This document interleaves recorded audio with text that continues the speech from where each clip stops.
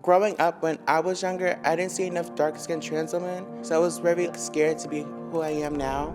This movement is important to me because as I grow into myself, I want to be there for the other youth that are like me, inspire people to be themselves. Given our, struggles as a community and our identities, we're not really taught to really take care of ourselves. I think that it's important for us to sort of seek that out as we start to understand more about ourselves and start to develop a sense of agency in terms of how we want to be treated for us and for our bodies. Pride is vital and important because pride, I feel like, is resistance, especially as Black and brown, queer people, trans people. When we are who we are laughing in the faces of opposition, in the faces of oppression.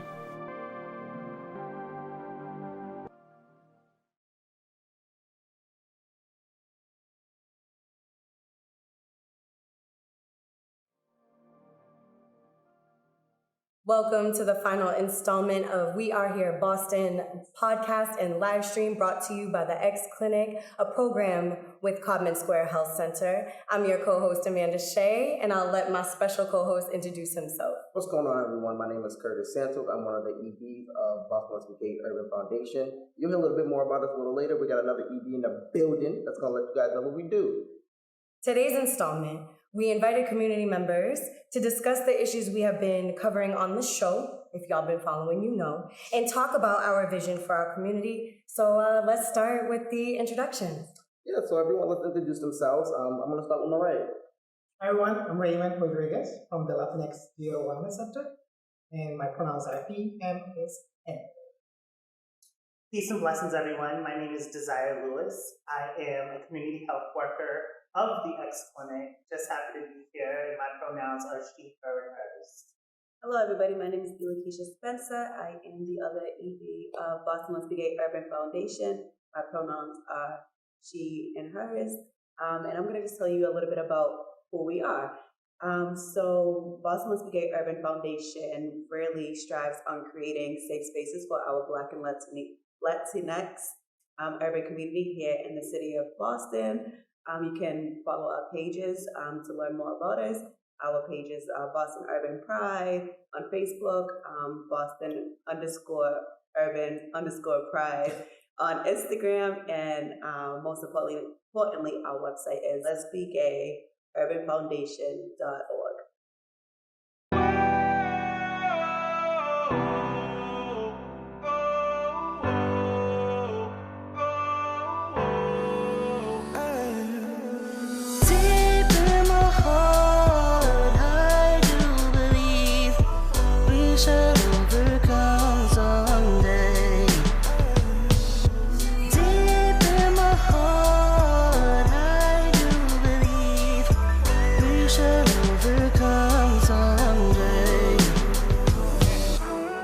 Every day another hashtag say their names.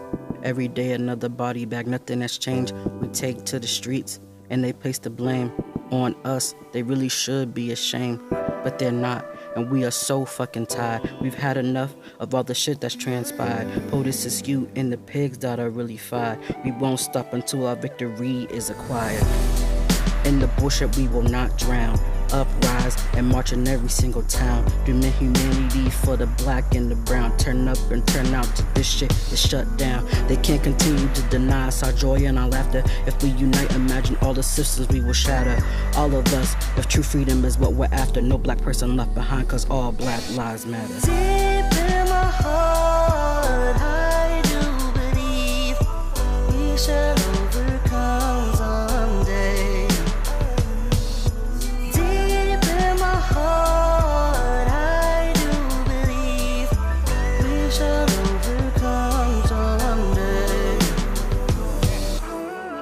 Not everyone can be on the front lines, so that's something we all gotta keep in mind. Some of us can march, and that shit is okay. We each contribute to the movement in our own way. What's important is we lift each other up high. We need to be arms linked if we wanna get by. Together, our voices will amplify. And we are gonna show them why our anger's justified, and we will not quit. They're jealous of our beauty, though they will not admit. but we've been passed down true strength and grit, so we could take on all the racists and the hypocrites. They spoke out so we could say what we gotta say. They prayed for our future so today we could pray. They paved the way so we could pave another way. They fought another day so we could fight another day. No justice, no peace, no racist police, no racist police, no racist police. No justice, no peace, no racist police, no racist police, no racist police. Deep in my heart, I do believe we shall overcome someday. Deep in my heart, I do believe we shall overcome someday. It is our duty to fight for our freedom. It is our duty to win. We must love and support one another. We have nothing to lose but our chains. We have nothing to lose but our chains. We have nothing to lose but our chains. Maybe that someday is right now. I know it hurts, but we keep on going somehow. We gotta stay united, and we cannot allow them to kill our hope and keep our spirits down. Our liberty and justice must be our fixation. Denied they may, but we're the ones who built this nation. Time for talk is over, no more negotiation. So let's raise our fists for black liberation. Deep in my heart, I do believe we shall overcome someday. Deep in my heart, I do believe we shall overcome today. And welcome back to We Are Here, Boston Podcast and Livestream. As we said previously, we have a couple of questions we are here to discuss with our panelists. So I want to get into our first question. As people of color or trans queer individuals, what resources do you think are particularly difficult to access and why? I would say one of the most difficult things to access is healthcare. I think quality healthcare is a major issue when it comes to just communities of color all over. As you know, there's a huge mistrust in the medical field when it comes to Black people in medical care. And I just feel like when it comes to even just accessing little things, it's always a difficulty, whether it's health insurance, whether it's finding a primary care, or even as far as getting an appointment with a primary care provider. I think these are barriers that have really kind of like put a damper on issues that we deal with when it comes to like trusting and going to the medical field, or even just, you know, being open and freely with our doctors and providers. That part. I definitely agree with you on that part. I think it's the big mistrust. Healthcare is a big issue within our communities of colors. I also think housing is a big problem, and fair access to housing in the city, in our state, period. It's a big problem within our community. Yeah, and I definitely believe, mental health services is definitely a barrier. And, when we're dealing with our community, we want to meet with people that, look like us, that identify as us. And unfortunately, there's not a lot of queer mental health counselors, or they're not comfortable, saying I am a queer counselor. So that's definitely a huge barrier in our community. This will tap into some of the things everyone has said here. I think that also you hear a lot of like VPs from hospitals and community healthcare centers saying, hey, we want more mental health clinicians, but there's no one saying, hey, we're here, let me provide those services. So I think there is a big disproportionate when it comes to mental health access. So how do we create spaces for folks to get that access? That's what I always think about. You gotta be comfortable developing safe spaces. Absolutely. We talk about that, people are saying we're here and we want these things to happen. We have to think about how do we strategically reach out to our community and get in touch and tap into every area of our communities. We need to have support groups. It takes a village to raise a child. And I feel like, especially now with COVID and everything that's going on, we've been alone and locked up for so long that, we're dying to be loved on. Yes. I can't tell you all how have enough. No, you're on point. Yes. So for me, January 2021 was one of the hardest months of my life. I lost my aunt, I lost my gay mother to COVID-19, and to feel like, oh my goodness, I had been trapped and held in and confined to myself for so long that when I went to one of the services, someone gave me a hug. And I forgot what it felt like to actually a gentle touch, be hugged by somebody. And then it really started messing with me mentally. Like I just kept saying, you know, oh my goodness, why did it take this long for me to feel like I have support? Why is it taking this long for me to feel like I have love? And then from there, it just kept down spiraling. I kept losing friend after friend after friend, loved one after loved one after loved one. And it just made me realize that, you know, we have to learn how to love on each other, support each other, accept each other, and meet people where they are. Because if anything that this pandemic has taught me is that I'm no better than the next person. And COVID could have happened to me, it could have happened to anyone sitting up here, it could have happened to any viewer watching at home today. We just need to learn how to embrace each other and love each other. My follow-up question to you is, what did you do for your mental health in those moments? Like, I could only imagine how hard that was. It wasn't much that I could do, but turn to my friends for support, and that was through telephone. Me and my friends, it seemed like ever since then, I call them my family. Shout outs to Craig and Nod. They've been so supportive through the whole ordeal. We've gotten so close because the three of us were so close to Tanoya and Indigo that when it happened, we were kind of like, who do we turn to? So we decided we were going to turn to each other. No, that was one of the great things about it. But I did sign up for breathing therapy at Codman Square Health Center. Beautiful. And one of the great things, Shout out to Codman. One of the great things is that, you know, they had a team who was on call who said, you know what?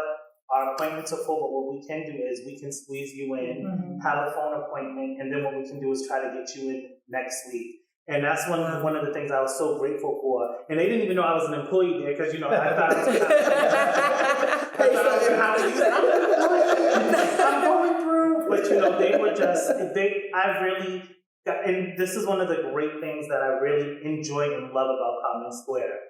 They say they're here for the people, and by all means, they really are.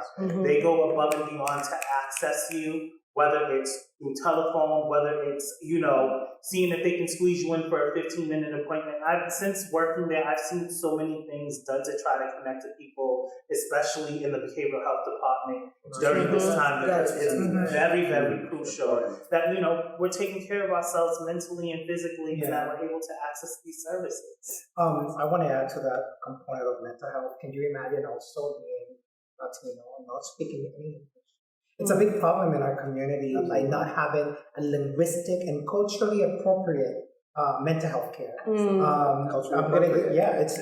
There's two parts of it, culturally, but then there's also the linguistic part. There's like 20 plus countries that speak Spanish, but we are different. Yes. And having that connection, it's very important. We go back to an era where we provided groups. We don't have any groups in our city anymore. We need to bring those groups back. We used to do groups on a monthly basis. We need to have that for our community, not only the transgender groups, but also the Latinx empowerment groups that we used to do. That's something that we need to bring back to our community. This as well for me, this year was very hard, or the last 2 years. I'm a person in recovery and I relapsed. And it was extremely hard for me who know the system, who work in the system, to even find adequate mental health for myself. I had to take myself, I had to say, oh, I want to kill myself in order to go into an emergency room, in order to get to another hospital. And it's a change effect that I know how to play, but the average client, our people, don't really know what to do. And I think that's a problem that we need to work and change. Just adding to that, you know, I can speak to that because, you know, me being a mental health therapist, I know that there's stuff that I need to work on, but I don't feel like there's anybody right now that can help me because it's so hard to find somebody that I can connect with. And even like, you know, I have friends that come to me that want the services, and it's so hard because there's not many, you know, I'm not going to say there's not many, but not many of us are saying we are here, like we are, We're not showing therapists. And even for me, like this is the first time I've come out to the agency that I work with, and they never knew that I was queer. So now that they know, now they're wanting me to be more involved, and it's just really trying to break that stigma. Like, how do we break that? How do we let people know like it's okay to be yourself at work? And kudos to you for showing up for yourself by naming that, because it takes a lot of bravery to say that to an employer.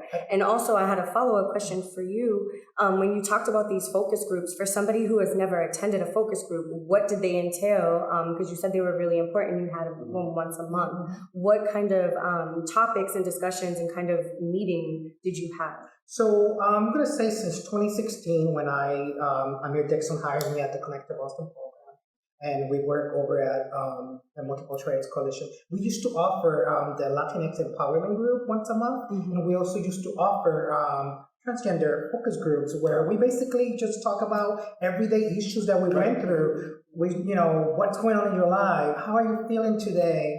Like, what's bothering you? Just having a support group, people that can relate to your problems and kind of give each other feedback. And it's just not only a lack of funding, but not having the right staff and organizations to take on this. That's why I created the Latinx Digital Wellness Center to do a conference once a year and to hopefully bring back this empowerment group. And I need the help from community organizations like X-Clinic, Common Square, you folks at Blue.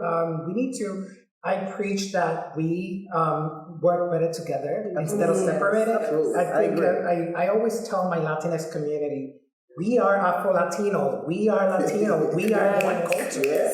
And I think we need to preach that more and use ourselves, our leaders, us, as an example to say, let's come together and show the rest of the community that we're one. Because it's their reality. So I'm gonna say this thing, because I hear a lot of things just now and I'm really feeling it. And I'm going to go with what Keisha said. Therapy is not one fit shoe. Like, the shoe don't fit on one foot, right? You have to actually flex it out in the sense of like, hey, you might not be the great fit for me, but you might be the next good fit. So when you're going to therapy, you have to go with an open mind that, well, I'm not failing you. It's okay to leave. But some people really have this abandonment issue where like they feel like, well, I already attached myself to this person, so I can't leave. And that happens in our relationships too. Let me give you an example. Recently, I didn't like the therapist I was on. At first, I did a set of groups through the Casa Esperanza outpatient program. And after being there for a week, I was like, you know what? I don't know if I like this person who was assigned to me. So I said to myself, if I'm in a restaurant, I'm eating a plate, and I do not. What do I do? Am I still going to eat it, or am I going to return it? I have to do the same with the therapist. I said, with all respect, I don't see you and I clicking. I think I need a different therapist, and I like this one. And that's okay to do. Yes, it's definitely okay, and I'm glad that you mentioned that, because that's something that a lot of people don't know, even when it comes to our healthcare providers. We live in the state of Massachusetts. We have the option to decide who we get our healthcare from. And especially, I'm talking to my MSM and my gay brothers and my bi brothers. When you go to your provider and you tell your provider who you're sleeping with, and if they don't provide you adequate we hear you, sis. New one. You're entitled to say, you know what, I just think this relationship isn't going to work. I feel like one of the things that we run into is that we don't know how to have healthy relationships with our primary care providers, and I think that's very, very important. Your primary care provider is your second parent. That part. And I think a lot of people don't realize that, but because of the lack of equality healthcare within urban communities, people don't know that. It's very sad that we fail to get scanned for certain things, and we're always the last to be diagnosed. We're always the first to be diagnosed, but the last to be scanned when it comes to certain things like cancer and other cancer, high blood pressure, diabetes, and all of this happens because we fail as people to say, you know what, this healthcare provider wasn't for me. Let me find someone who is for me. Or let me go someplace where I know I'm wanted, or where I know I'm going to be treated, or where I know they're going to respect my pronouns, or they're going to respect my gender or my identity. I think one of the problems with that is that our community often think, well, the doctor said that, and they don't want to question Exactly. it. And it's like we need to train our clients, our customer. It's like it's okay to question your doctor. Absolutely. It's okay to say no. I'm going to check for a second opinion. And like in my culture, in the Latinx culture, we tend to take it. They say it's black or it's white, and we do black or white. And I'm like, no, you need to look at the other options. And I think we need to preach that and teach our clients that it's okay to advocate for themselves. So I'm going to just wrap it up a little bit, but I totally respect what you just said, Raymond, because I had experience like that where I was going through, where I had like this internal like cyst in my head. And I went to every doctor in Boston, and they kept on sticking me with needles. Oh no, we're just going to inject it, sticking me with needles. I'm like, yo, this shit, excuse my language, it hurts. You know, so then when I relocated and went to Miami, folks was like, well, you need to go to this doctor, that doctor. And it was like, okay, cool. But then, you know, when I came back here, I actually went to go see the doctor again. He cleaned it up. I was like, yo, if I didn't actually take that step and trusted the process, who would have known? I probably would have still had the cyst bleeding out my head and things like that. So it's important to actually question your doctors. If you don't question your medical care, then you're just giving anything. No, definitely. So we're going to switch it up. So you talked about this, actually. You alluded to it. And I want you to talk more about housing. How was housing to you? Was it fair housing? What have been some of your barriers that you faced with housing? So housing for me was a process. I feel like my life changed once I got housing. In 2015, 2016, after leaving a party life, crazy party life, I took myself to rehab where I did 6 months in an inpatient rehabilitation program. From there, I applied for all the services needed thanks to the help of the Ryan White committee and Ryan White specific case management, and I was able to get help with an apartment that I got with the city of Boston at the Alice Taylor apartment. That was my first apartment of my own. And it took almost 3 years of me being in the waiting list to get that apartment. That process. After that process, check-in, where's my spot at the waiting list. From there, thanks to that, I was able to keep a job. And I recently turned in my apartment last year, and I moved out. I'm one of those people that feel that once you get the help, use it, you get better, turn it in, let someone else use it. Absolutely. But it was a process that first of all, I thank God I spoke English and I speak English and I was able to navigate. But it's not an easy process. Apply here, apply there. A lot of people don't know that if you're HIV positive, there are different programs that can pay for your rent up to 6 months. For example, there's programs through Exaction, Fenway Health, Naponsa Healthcare. There's a lot of different programs, and it's a lack of people not knowing where to go for help, and especially our communities. Right. It's about asking the questions, us the providers telling people what we offer, and letting the word know, like spreading the word. Because there's a lot of programs out there. The problem is that a lot of us don't want to look for we don't want to do the work sometimes. we want everything to be done for us. Accountability. Get the results. You got to put in the work. I totally believe that. How have your guys' experience been with housing? I have to agree with Raymond. It's putting in the work, but also staying consistent on your workers. You got to make your workers work. That's what we all have jobs working in the field where you all are supposed to hold us accountable. And we aren't doing the job. People just need to be able to advocate and say, hey, you're my worker, you're responsible for making sure this happens. But speaking on housing, I just want to touch base on a very important topic that's going on right now, because as you know, thousands and thousands of people are being evicted from their homes due to the pandemic, and housing is a huge issue. And I don't think people understand how huge this is. Housing is a human right. And we need to understand that the same way it affects mental health too. On March 15th of 2020, the governor asked us not to go to work. The governor asked us to stay in our homes. No, you're real. That's real. Everything was closed down. People lost their jobs. The world stopped. It froze. And now that everything's reopening, you have people who want to kick tenants out of their houses because they can't afford to pay back rent and all these things. And then people are applying for RAP programs and different programs. And because the application's not filled out correctly, they throw the application away to the side instead of picking up the phone and saying, XYZ, you need LMNOP in order to make things happen. We just live in a world where second chances aren't a given. It just seems like we just have to always fight.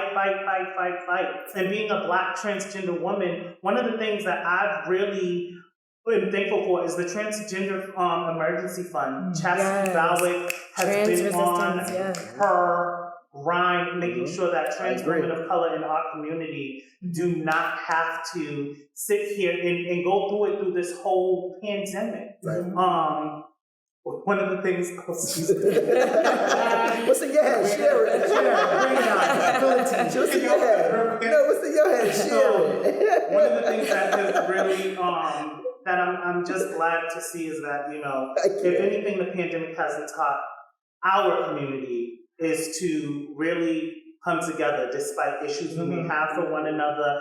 And one of the things I really want to say, especially Blue, because y'all have definitely held it down for the community during the pandemic. You all have definitely brought us together. You all have definitely made sure that we loved on each other and definitely kept a smile on our face. Even when the governor said it wasn't safe for us to do so, y'all still made sure that y'all took care of our people, made sure that we were safe, made sure that we were okay, and y'all just held it down. And I just want to say thank you. Well, thank you guys. And you guys have even offered me the opportunity to like get back out there and do your thing. Get back out there and do your thing, sis. But it's just being mindful of things like that. Like we face so much through this whole pandemic, and just even like going back to housing. I wasn't at risk of losing my housing, but I have roommates, and my roommates couldn't, you know, keep up. I happen to be an essential worker, so I got to work throughout the pandemic. So, you know, some of my roommates couldn't afford their rent. So, of course, it was a difficult situation, you know, and then you're sitting there like, oh my goodness, you know, this is going to make me be put up in this place as well. And, you know, and we didn't ask for this. No. None of us asked for this. Agree. None of us asked for the pandemic to show up on our door. And I just feel like we need to learn how to support each other during this time. And I totally understand. If I'm not paying rent, my landlord can't pay her mortgage. If she can't pay her mortgage, she can't take care of her family. We have to realize that this is something that trickles down, and it's not just hurting me, it's hurting everybody. And then what kills me is you have people racing the housing court to evict their tenants. And like, you know, all I'm saying is housing is a human right. I've been out protesting. I've been in front of the governor's house. And people don't understand. A lot of people don't understand that, you know, there's programs. There's programs like, I'm going to get it wrong. You said RAFT. RAFT is one of the programs. RAFT, but there is a program in JP, and it hit on the tip of my tongue. No, but they are really behind the whole, you know, support housing. And what kills me. What can I say? Not to cut you off, Desire. I think that what we need to start beginning to do is going to our legislators and saying, listen, this is some of our rights, right? Like you just talked about, fair housing. Fair housing looks different everywhere you go, right? But how do we create more transitional housing programs for our young LGBTQIA folks that are growing up that don't have housing, that had to leave the house because of whatever they've been experiencing within their household? You know, so how do we create more transitional housing programs that they actually live a proper? Keisha, you want to say something to that? Just quickly, you know, I definitely agree with both Raymond and Desire, so I'm not going to say too much, but, you know, I like to talk about, well, can we talk about, they say, like, low-income housing, but then it don't really be affordable. Right, it's not low income, and, you know, I can be transparent. I'm in a affordable housing apartment. I'm like, but I'm paying like market rent. So how is this affordable? And so, and how that affects mental health, right? To feel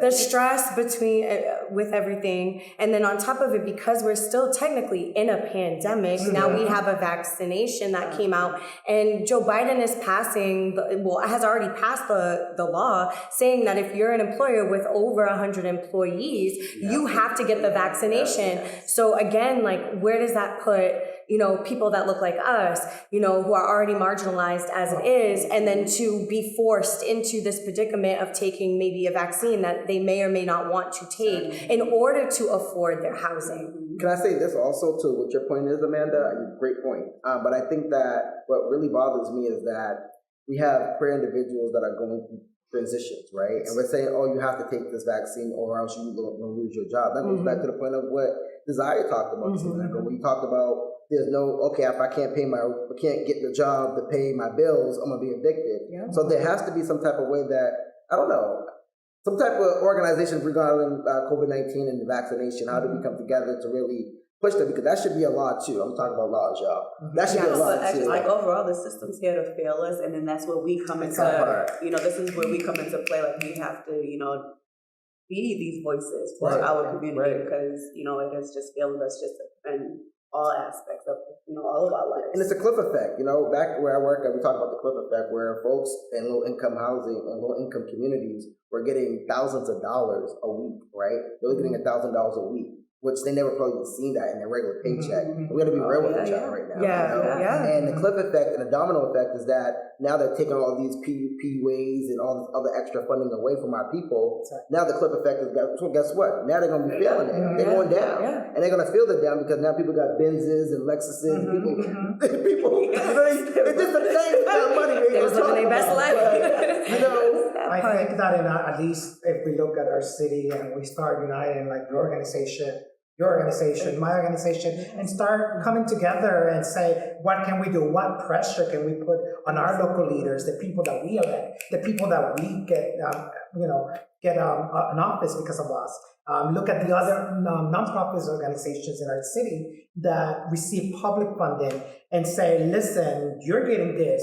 How can we structure what you have so that we can target our problems, housing, healthcare, and kind of have this talk, like let's talk about it. Like, let's have a discussion about the real circumstances and what's happening in our community. Absolutely. And I think it all comes, and Black people, please learn how to vote. Please. And sit in the state house meetings when these legislators are talking about what they're trying to pass before it actually passes.